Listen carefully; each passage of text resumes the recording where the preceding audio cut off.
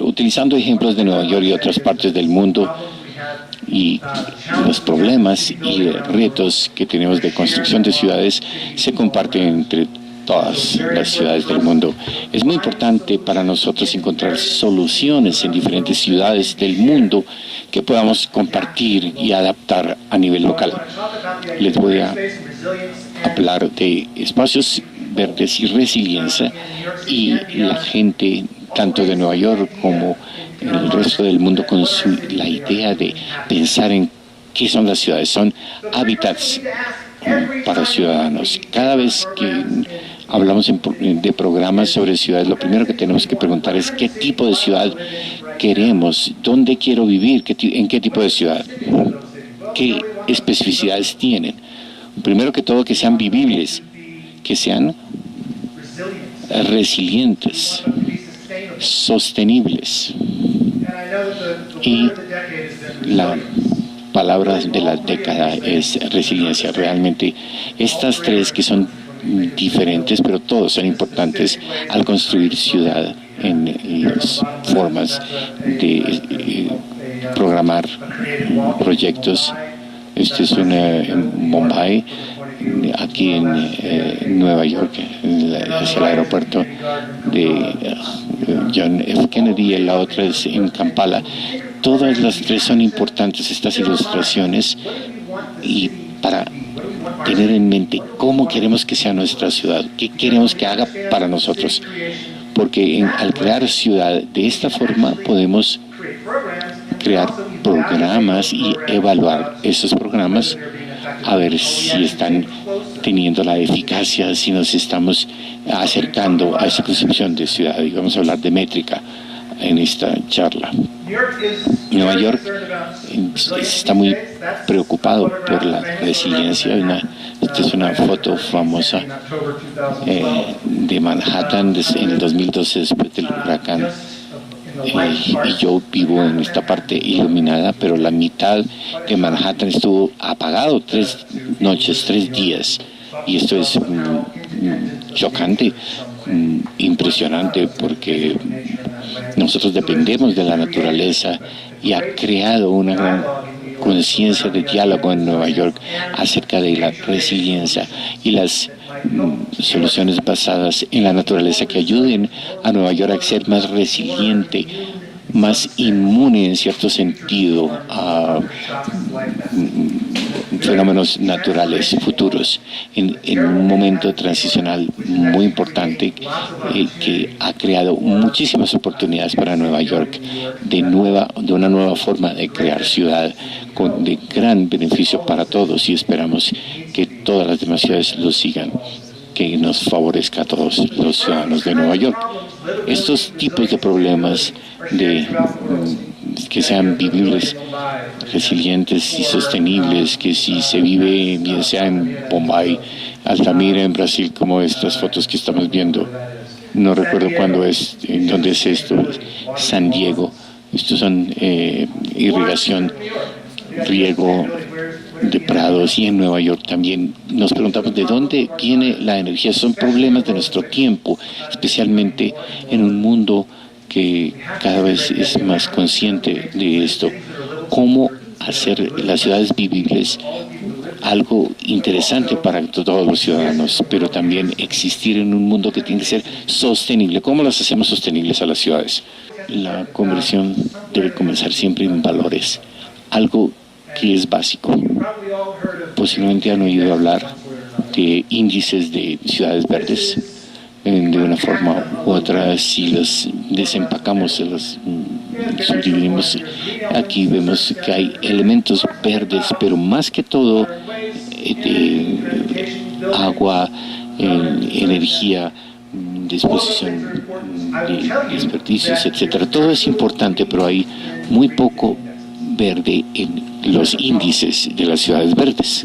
Y ese es un problema, porque si pensamos en los valores, esto se convierte en una versión institucionalizada de los valores que pensamos cuando hablamos de ciudades verdes. Esto es lo que medimos, esto es lo que se va a hacer, el hecho cumplido de cómo construir ciudades. Pero los elementos verdes necesitan, de nuevo, repasando la parte de que sean vivibles, sostenibles y económicos. La cantidad de espacios verdes, áreas naturales, áreas acuíferas cercanas, conectividad, biodiversidad y, desde luego, justicia y acceso, que cubriremos también. Este es el tipo de conversación acerca de los valores que tenemos que tener respecto a todas las ciudades cuando hablemos de construir ciudad. Muy bien. El fondo de todo lo que estoy diciendo es que las ciudades son hábitats humanos, son ecosistemas de edificios, naturaleza y personas. Y también hay, con el fondo, está la conexión que hay entre lo vivible y lo resiliente. Uno de los puntos en el que quiero insistir es que uno está siempre conectado en las cosas que hacemos respecto a resiliencia. De hecho, son las mismas que haríamos para hacer las cosas vivibles. Son en su mayoría lo mismo. Si vamos en una dirección hacia adelante, vamos en la misma dirección en estos dos aspectos. Y las preguntas que necesitamos hacernos es, ¿cuáles son los valores que ofrecen los servicios de ecosistemas a la gente? Y en términos específicos, y cómo esos servicios de ecosistemas se aplican o se distribuyen entre la población. Hay que conversar de esto en forma específica, porque la idea de resiliencia tiene problemas, incluso en lo vivible, es que existen como metáforas. Todo el mundo está de acuerdo de que tenemos que tener una ciudad resiliente, no necesariamente en que todas las decisiones individuales para hacer una ciudad resiliente. Esa es la parte difícil. Tenemos que ser específicos al respecto, pues. Y en particular tenemos que contestarnos estas preguntas específicamente. ¿Resiliencia a qué? Porque eso es lo que hagamos respecto a crear ciudad.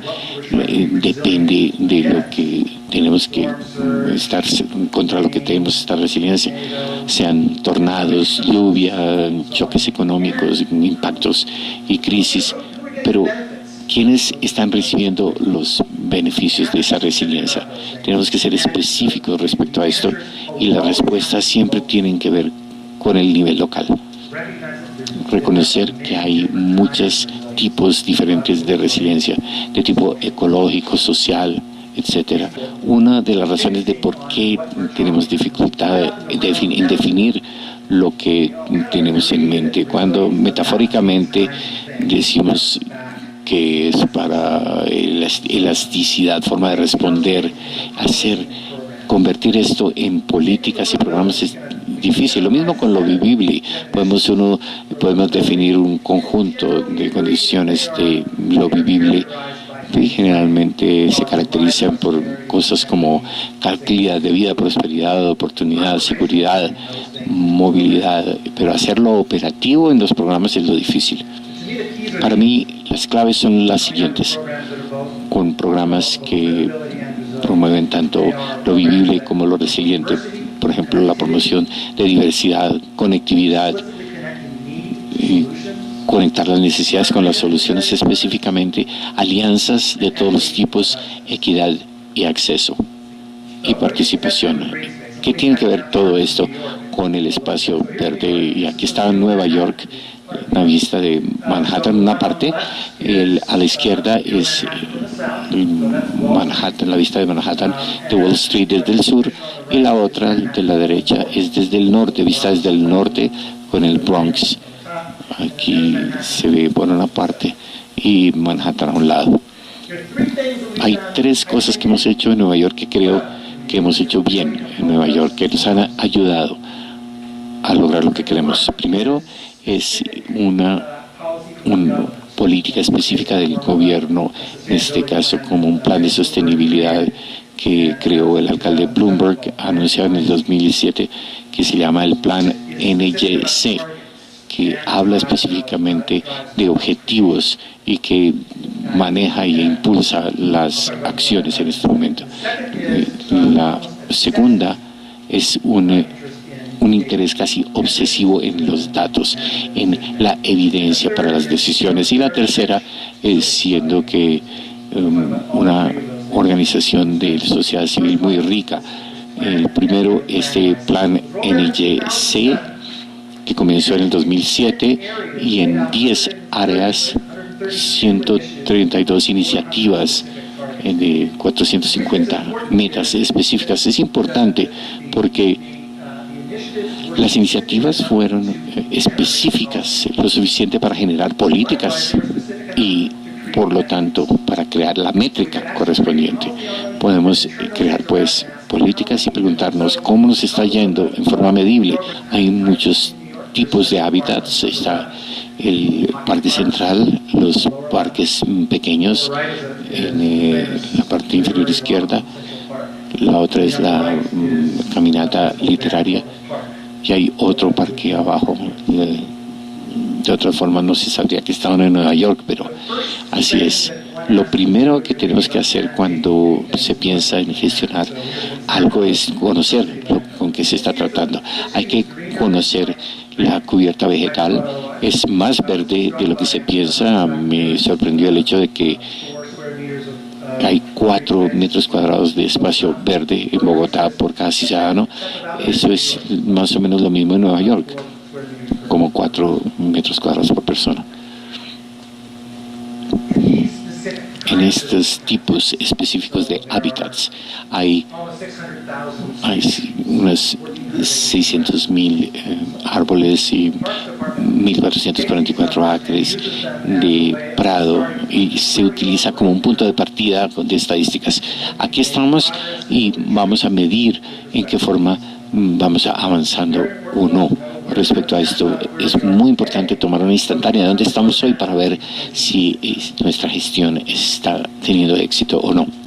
Eso es parte de un proceso de aprecio, de reconocimiento de los valores naturales de la ciudad de Nueva York en 2 formas. Una, en forma de servicios de ecosistema clásicos. ¿Cuál es el valor de estos sitios? Y en términos monetarios también podemos también hablar de políticas y cómo pagar los planes, también desde el punto de vista del aprecio en el sentido público, de que si conocemos lo que tenemos y podemos discutir y relacionarnos con los valores que hemos establecido para la ciudad. Es muy importante porque una de las cosas que hablamos mucho cuando hablamos la idea de lo verde en las ciudades es esta creencia entre la población de que la naturaleza está en otra parte, como allá lejos.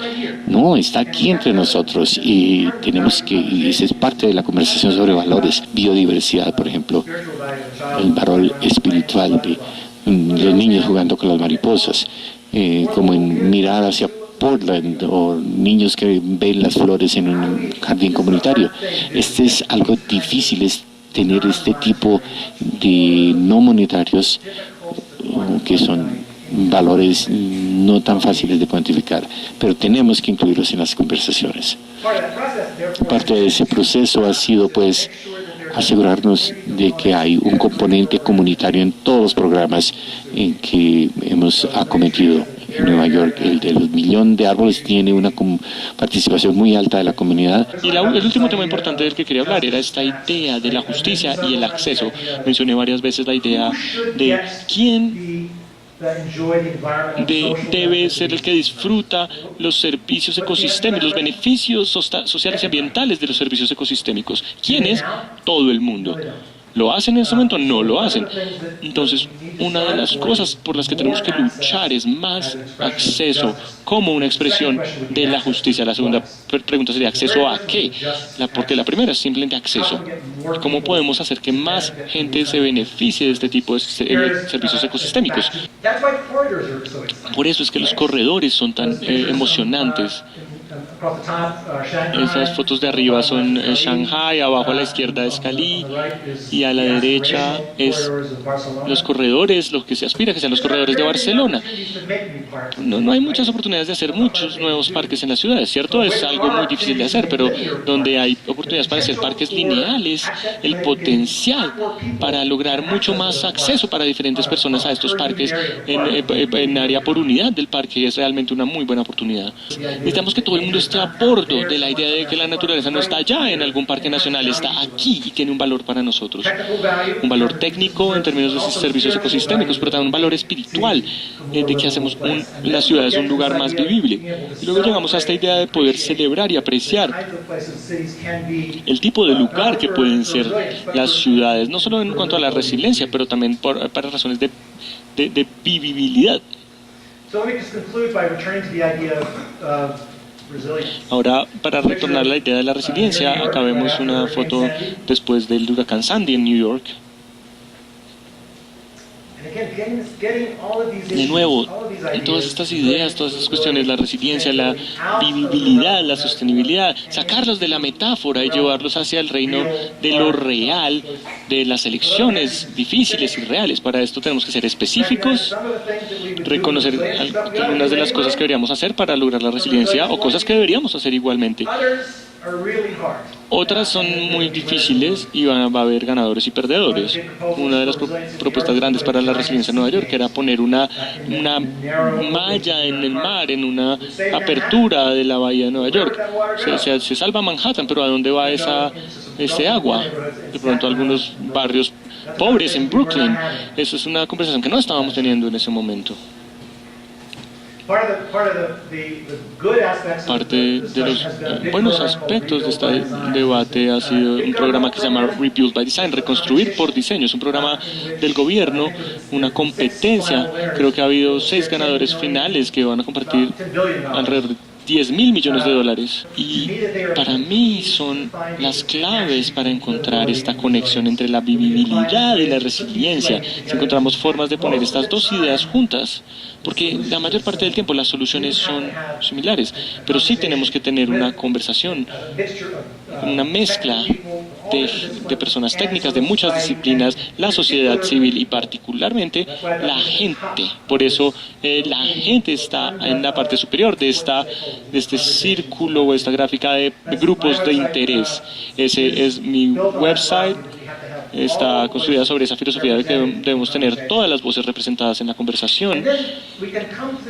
Y luego podemos llegar a esta idea de que nuestras ciudades tienen que ser biofílicas, que tienen que apreciar la idea de la naturaleza y todo lo que nos puede dar, que las ciudades son el hábitat humano y que debemos tener todas estas 3 cosas, vivibilidad, resiliencia y sostenibilidad como parte de un proceso activo de diseño, que tenemos que estar impulsados por el conocimiento en este sentido para poder desarrollar indicadores y saber cómo lo estamos haciendo. Tenemos que hacer que participen todas las comunidades, todas las disciplinas en esta conversación, porque de otra forma unos están hablando de la ciudad que quieren, los sociólogos por un lado, los diseñadores por otro lado. Tenemos que todas estas conversaciones se unan y todos estos problemas se comparten en el mundo y tenemos que encontrar mejores maneras de compartir las ideas. Así que las grandes ideas que tengan aquí en Bogotá podrían ser aplicadas en Mumbai y en otros sitios. Muchas gracias.